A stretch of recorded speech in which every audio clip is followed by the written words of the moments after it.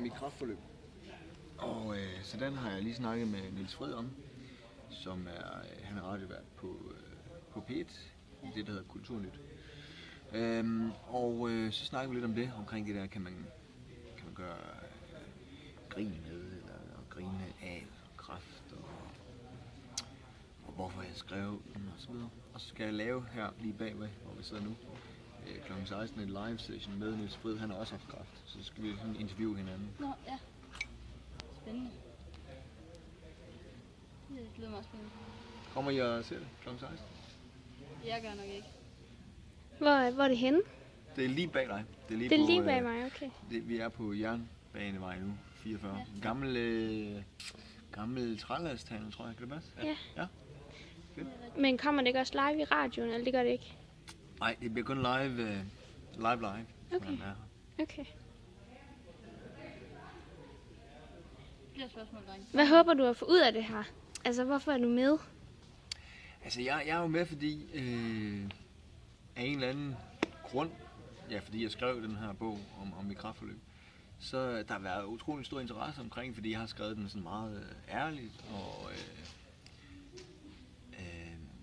ikke så uhøjtideligt, tror jeg, som mange sygdomsbøger måske. Jeg har lagt meget humor i den, ikke? Og det tror jeg, mange har fundet befriende. At have den der humorvinkel på noget, som jo Så seriøst. folk dør af, ikke? Ja. Så jeg har jo også lavet et stand-up show om det, mit kræftforløb, og jeg lavede et foredrag om det. Så på den måde, så håber jeg at kunne komme med noget information omkring det her, gøre folk klogere på det, og gøre folk mindre bange. I og med, altså ved, og den eneste måde, man kan gøre det på, det er at komme ud og tale om det, og det er jo det, man så gør her. Ja. Hvad var det, der fik dig til at skrive bogen? Det var flere ting. Altså, for det første så var det en god beskæftigelse at skrive tanker ned, en slags dagbog. Og så var det også, altså som komiker, der bruger man jo meget tragikomiske eller tragiske ting som en form for terapi, ikke? Det er derfor, det bliver tragikomisk. Du tager noget tragisk, så gør det komisk. Og så fandt jeg også ud af, at jeg havde en stemme, i og med at jeg er offentlig kendt person. Så er der simpelthen flere folk, der lytter til mig, end hvis taxichaufføren siger, jeg bliver dårligt behandlet på sygehuset, og så siger de, skriv en klage. Altså jeg skriver en bog, som sælger rigtig mange tusind eksemplarer, som bliver læst af mange, og jeg er i fjernsynet og kan formidle min historie. Så jeg fandt ud af, at jeg havde en stemme på, som jeg synes, den bliver jeg sgu nødt til at bruge. Så det var, flere grunde, altså det var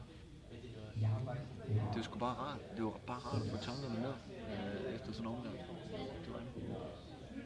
Hvor lang tid varede dit sygdomsforløb? Det varede i, altså jeg fik testikelkræft, og så blev jeg opereret og erklæret rask. Og så går man hele tiden til kontrol, for at se om det er kommet tilbage. Og så ved 6 måneders kontrollen var det spredt sig til lungen.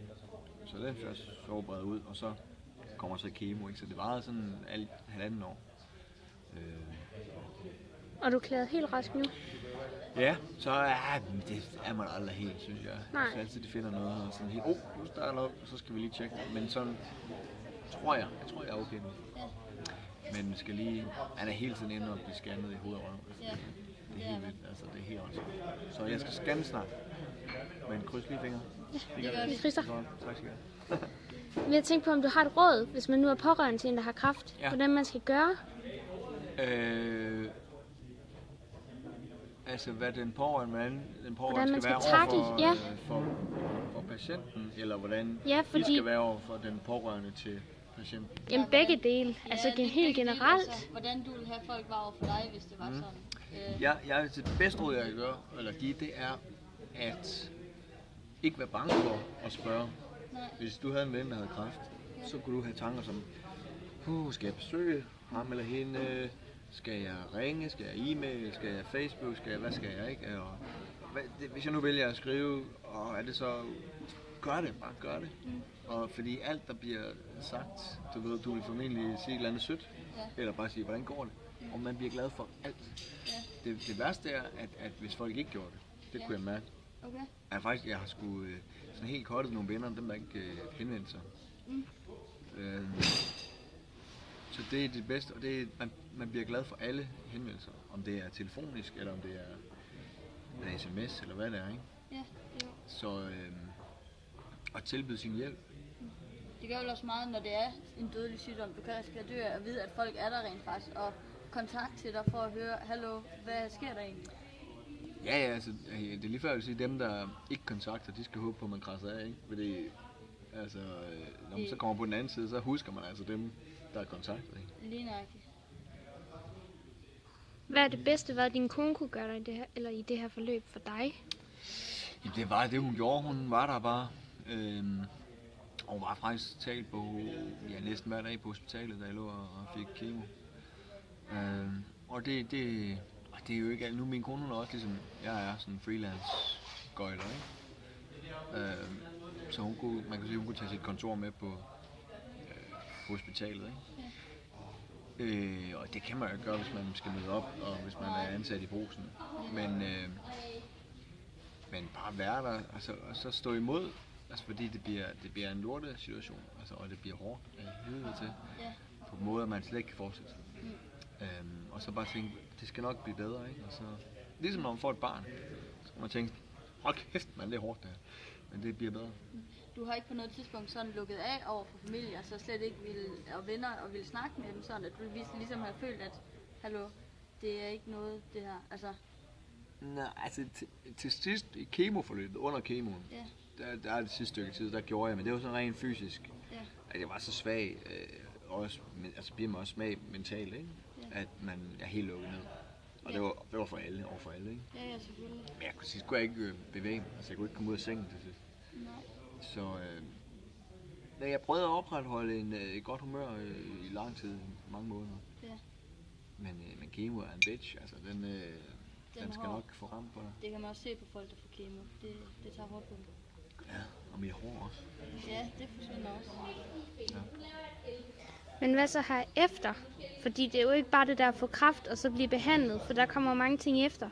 Altså der kommer nogen, de får depression, og nogen de bliver stresset, nogen mister hele deres kontakt til omverdenen. Altså, har der været nogle senfølger for dig? Men altså, det er der jo.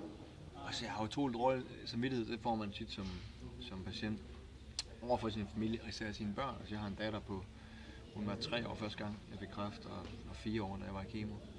Og sådan en som hende får man åndssvagt dårlig samvittighed overfor, fordi hun skal, som forældre, der har man den der med, at man vil helst have ens børn vokser op, soveløs.